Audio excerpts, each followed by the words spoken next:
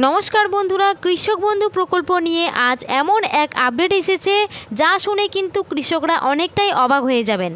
আগামী মাস থেকে কৃষক বন্ধু প্রকল্পের প্রথম কিস্তির টাকা কৃষকদের ব্যাংক অ্যাকাউন্টে দেওয়া হবে।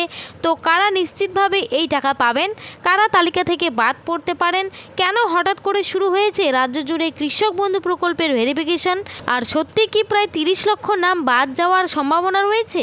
এছাড়াও পিএম কিষাণ প্রকল্পের নতুন সুবিধা আর টাকা পাওয়ার নতুন আপডেট এবং প্রধানমন্ত্রী ফসল বীমা যোজনার আবেদন নিয়ে এমন কিছু গুরুত্বপূর্ণ আপডেট এসেছে যা কৃষকদের জন্য অত্যন্ত জরুরি, এবং 5টি নিয়মের কথা জানানো হয়েছে যার জন্য কৃষক বন্ধু প্রকল্পের তালিকায় নাম নাও থাকতে পারে। তাই আপনি যদি পশ্চিমবঙ্গের বসবাসকারী একজন কৃষক হয়ে থাকেন তাহলে কিন্তু ভিডিওটি আপনার জন্য খুবই গুরুত্বপূর্ণ হতে চলেছে। ভিডিওটি কিন্তু একদমই স্কিপ না করে শেষ পর্যন্ত দেখবেন। আর বলবো, চ্যানেলে কেউ নতুন দর্শক হলে অবশ্যই চ্যানেলটিকে সাবস্ক্রাইব করে পাশে থাকবেন। তো চলুন দেরি না করে ভিডিওটি শুরু করছি। দেখুন, বলেছে কৃষক বন্ধু প্রকল্পে বড় সুখবর, আগস্টে কি আসছে প্রথম কিস্তির টাকা, 30 লক্ষ নাম বাদ, পিএম কিষাণের ভেরিফিকেশন এবং ফসল বীমা যোজনা। তো চলুন এই আপডেটটির বিষয়ে কি উঠে এসেছে সেগুলো আমরা এখন দেখে নেব। অনেকদিন ধরেই বিভিন্ন জায়গায় আলোচনা চলছিল যে কৃষক বন্ধু প্রকল্প কি বন্ধ হয়ে যাবে। এই নিয়ে কৃষকদের মধ্যে যথেষ্ট উদ্বেগ ছিল, কিন্তু সূত্র অনুযায়ী জানানো হয়েছিল কৃষক বন্ধু প্রকল্প বন্ধ হচ্ছে না, বরং নতুন করে ভেরিফিকেশনের মাধ্যমে যোগ্য কৃষকদের চিহ্নিত করার কাজ শুরু হয়েছে। আর সেই কারণেই বিভিন্ন জেলায় কৃষক বন্ধু প্রকল্পের কাজ জোর কদমে চলছে। তো এরপরে দেখুন, বলেছে কেন নেওয়া হচ্ছে এই নতুন ফর্ম। এখন অনেকেই প্রশ্ন করছেন, আমরা তো আগে থেকেই কৃষক বন্ধু সুবিধাভোগী, তাহলে আবার নতুন করে ফর্ম কেন? সরকারি সূত্র অনুযায়ী পুরনো তালিকায় বহু অসঙ্গতি ও ত্রুটি ধরা পড়েছে। যেমন একই জমির রেকর্ড ব্যবহার করে একাধিক ব্যক্তির সুবিধা নিচ্ছেন। আবার এমন অভিযোগ এসেছে যে কিছু অযোগ্য ব্যক্তির প্রকল্পের টাকা পেয়েছেন। কোথাও মৃত ব্যক্তির নাম তালিকা রয়েছে, কোথাও জমির মালিকানা তথ্যের সঙ্গে আবেদনকারীর মিল নেই। এই কারণে আবারও শুরু হয়েছে ভেরিফিকেশন। 30 লক্ষ নাম বাদ পড়ার আশঙ্কা। নবান্নের সূত্রে জানা যাচ্ছে পুরনো কৃষক বন্ধু তালিকায় যাচাই বাছাই চলছে এবং এই প্রক্রিয়ায় প্রায় 30 লক্ষ নাম বাদ পড়তে পারে বলে আলোচনা চলছে। তবে এখানে বলে দেই, সব নাম এবার বাদ পড়ছে না। ভেরিফিকেশনের মাধ্যমে যাদের নথিপত্র সঠিক পাওয়া যাবে শুধুমাত্র তারাই নতুন তালিকায় স্থান পাবে। তাই চিন্তা না করে নিজের নথিপত্র ঠিক আছে কিনা তা যাচাই করুন। তারপরে দেখুন, বলেছে কোথায় চলছে এই ভেরিফিকেশন। বর্তমানে রাজ্যের বিভিন্ন জেলায় পঞ্চায়েত, ব্লক অফিস এবং কৃষি অফিসে চলছে এই ভেরিফিকেশন। অনেক জায়গায় ইতিমধ্যে সুবিধাভোগীদের তালিকা প্রকাশ করা হয়েছে। যাদের নাম এই তালিকায় রয়েছে তারাই ফর্ম জমা করতে পারছেন।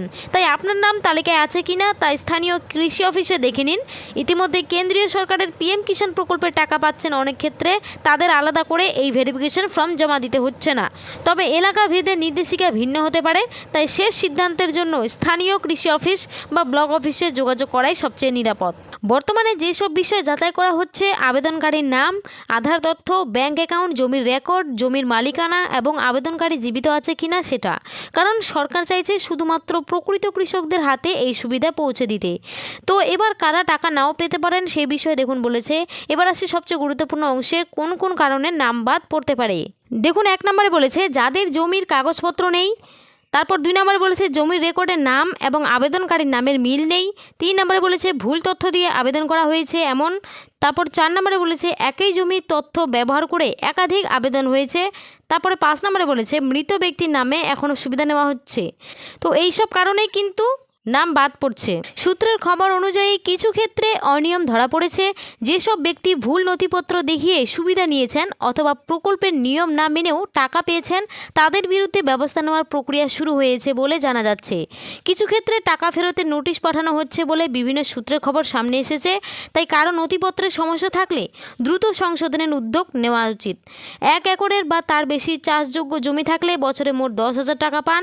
এই টাকা 2টি সমান কিস্তিতে দেওয়া হয় কৃষক খরিফ মরশুম এবং রবি মরশুমে। অন্যদিকে 1 একরের কম জমি থাকলে বছরে মোট 4,000 টাকা দেওয়া হয়। মৃত্যুজনিত সহায়তা কৃষক বন্ধু প্রকল্পের আরও একটি গুরুত্বপূর্ণ সুবিধা হলো 18 থেকে 60 বছর বয়সী কোনো কৃষকের মৃত্যু হলে তার পরিবারকে এককালীন 2 লক্ষ টাকার আর্থিক সুবিধা দেওয়া হয়।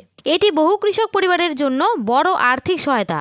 এবার দেখুন বলেছে প্রথম কিস্তির টাকা কবে আসতে পারে।